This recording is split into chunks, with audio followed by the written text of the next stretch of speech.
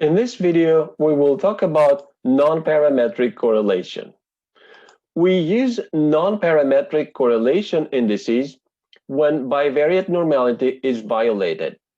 That is, when either of our variables is not normally distributed, or they're jointly not normally distributed, or when there are severe outliers, either on one of the variables or on the joint distribution.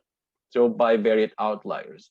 In all of these cases, it is not appropriate to use a parametric correlation coefficient like R, and so we have to compute a nonparametric correlation instead.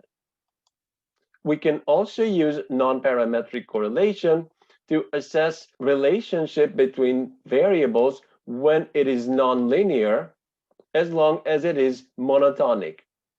So it is okay to use nonparametric correlation coefficients for nonlinear relationships, but it's not okay to use them for non-monotonic relationships because the nonparametric correlation coefficients typically assess monotonic relationships. We will only see one of several possible indices, the one that is most commonly used and is called Spearman's rho. Rho is this Greek letter here.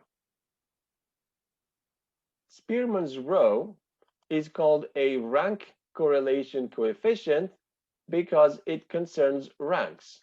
It is actually very easy to compute because it is just Pearson's R of the ranks.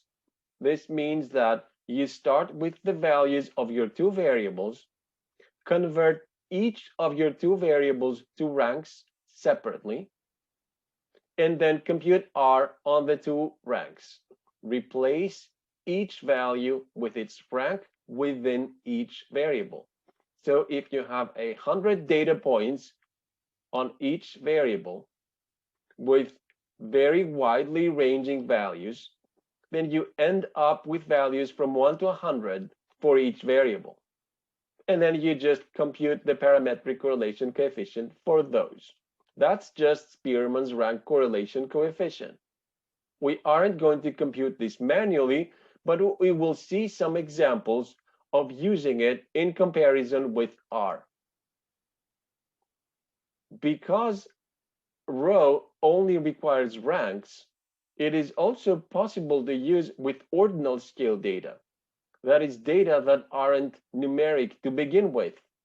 As long as ordinal data can be ranked, which they can because they're ordinal, we can use nonparametric rank-based correlation indices to assess the relationship between such variables. Let us just look at some examples. This is an example of a nonlinear relationship for which we should not be reporting Pearson's R because of the nonlinearity. In this case, Pearson's R is equal to minus 0.64.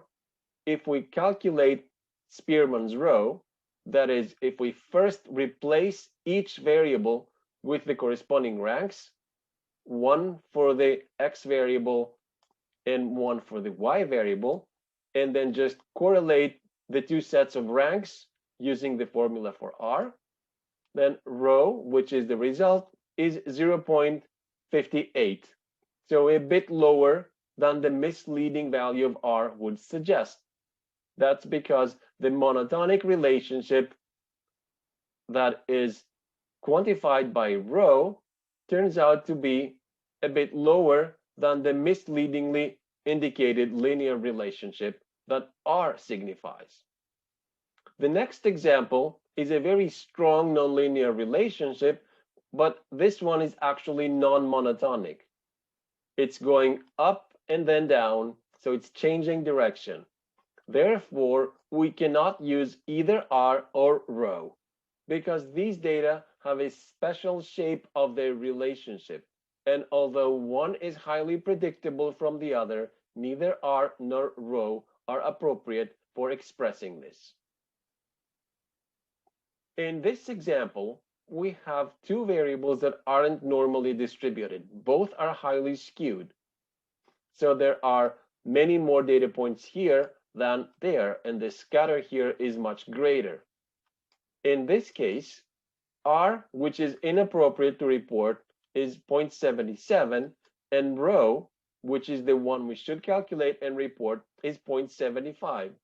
So we see that in this case, the non-normality hasn't distorted the value very much, but you can't know that beforehand. You can't know if you will get a similar value for the two indices. This one doesn't fulfill the requirements. It violates the assumption, so it should not be reported, even if they turn out to be similar. In this example, we have two univariate outliers. We have two data points that are far out to the right on the x variable. They're outside the rest of the distribution. We saw that here R was 0.58 with these points included and 0.62 with these points removed. It is inappropriate to report R in this case. We can calculate and report rho, which is 0.64.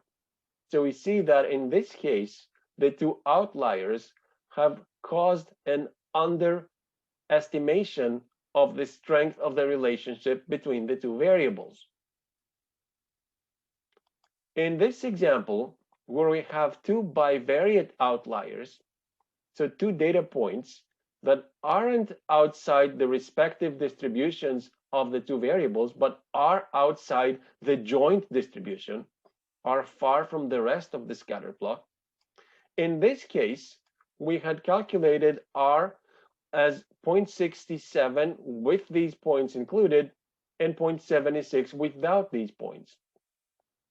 But R is inappropriate to report for this data set, and we should instead compute rho, which is 0.66, so it's close to the first R because these two values indeed affect the ranks and not just the distances.